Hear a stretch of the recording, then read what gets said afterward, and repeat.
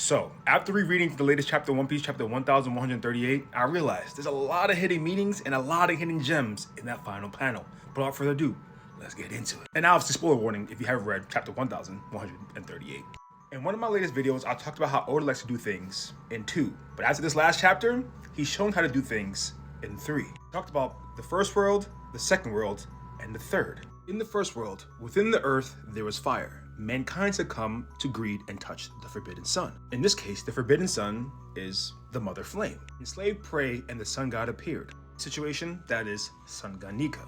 The earth god raged, and with the serpent of fire shrouded the world in death and darkness, and they will never meet. What the first world is describing is how humans fell for temptation. And just like in the One Piece world today, there's a hierarchy. There are people who are above everyone else. So in order to harvest the power of the mother flame, they used slaves. But these were slaves who were in direct contact with the power of the world, the mother flame. And in doing so, they manifested their very desire, the sun god. But you see, the reason why the earth god was upset was because the very appearance of the sun god. That was also depicted in the story. How was it depicted? In this very chapter when Vegapunk was talking about the mother flame and the ancient weapons. He says, the mother flame is a fire that never goes out. It is an energy source that will one day in the future enrich the lives of people all over the world. And that was the original purpose of the mother flame until people of the first world started to take it. They wanted to harvest that power for their own. And the depiction is right here. See, the mother flame was being studied and used by Vegapunk for a while, but it's not until someone stole it and used Uranus on the actual world wasn't noticed by the other people, harvesting the power and using it. The earth god did not know the mother flame was being stolen until the people manifested the sun god,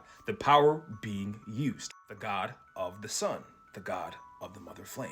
And once the earth god realized that, death and darkness followed, and they will never meet. The people who wanted the appearance of the sun god. What we do know is the sun god did appear and he was able to help some, not all. And that brings us to the second world. But before I talk about the second world, let's talk about the panel as a whole. You see, a lot of people look at it as the first world, the second world, and the third. But here lies one of the three things that Oda has hidden within this. Oda tells us, the ancient weapons that sank the world into the sea 800 years ago still exist today and await the moment that they stir once again. In other words, the vast war arose during the Void Century never came to an end. Remember my old videos I talked about Pangea, and Pangea literally meaning when the world was all together. That's how we should view this panel. This panel isn't the separation of the three worlds. This portrait isn't showing the destruction and rebirth of the three worlds. This is showing the one world and how it happened through time, because the war never ended.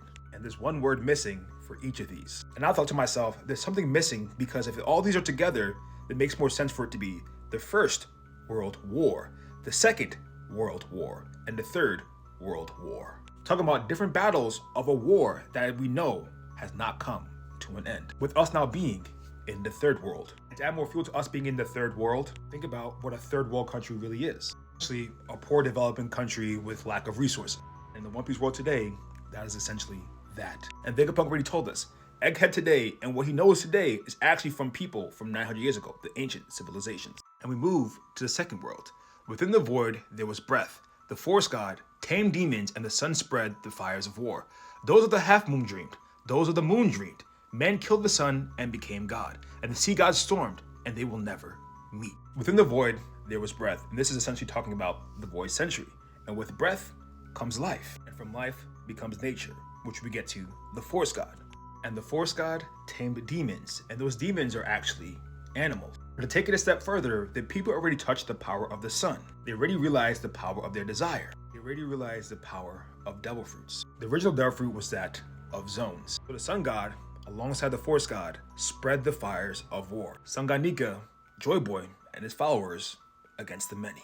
Those of the half moon dreamed.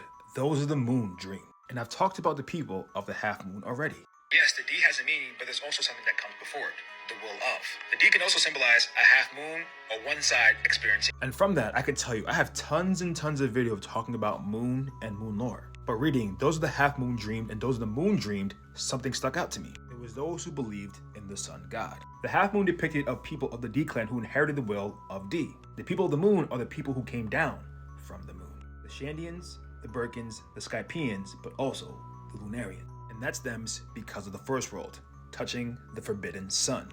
And even this right here is almost the same depiction of what we saw on the Enel murals on the moon. And with greed, they coveted the forbidden sun. The people on Earth coveted what the people on the moon did. And it's very likely that the people who were enslaved were the people from the moon, or at least some of them.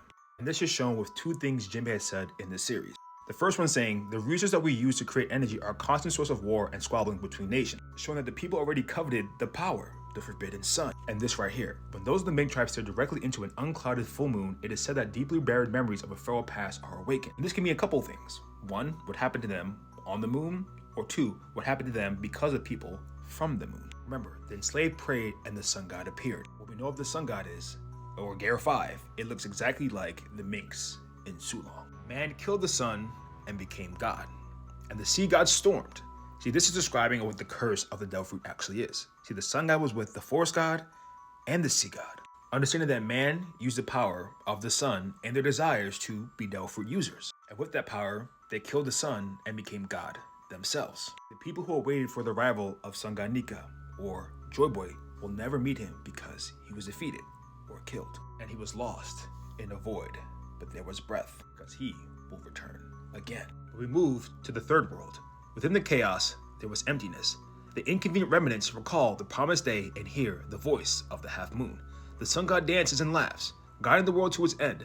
The sun returns and brings a new morning, and they will surely meet. And we got a hint of the third world all the way in Wano. It was a letter Odin wrote to Toki. Toki, I have reached my limit. If I fail to defeat him here, there will be no other who can stop Kaido for a long time.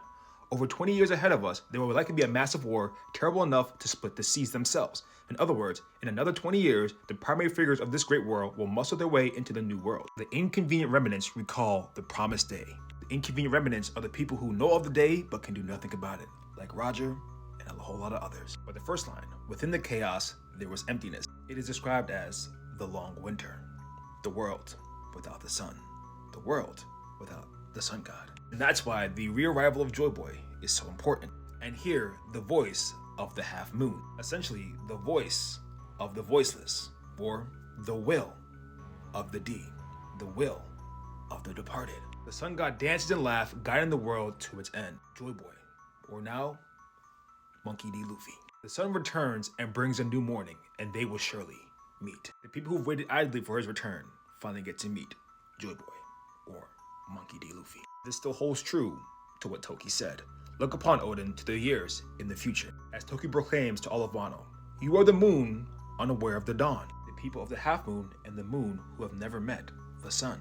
And cast 9 shadows on the night woven of 20 years, and you shall know the brilliance of dawn. The 9 shadows are casting of the rising of the sun. The brilliance of the dawn is the rising of the sun. This can be viewed as Wano being freed by the sun god, or Monkey D. Luffy, but also people who shall see the world change with the arrival of Joy Boy. And it was even told to us by Yamato, you are the one who must guide the world to the dawn, as Yamato talks about Momonosuke. Momonosuke is one of the chosen who shall fight alongside the sun god. We've now reached the end of my first breakdown of this panel, and if you did, leave a moon lore down in the comments. And y'all know what to do.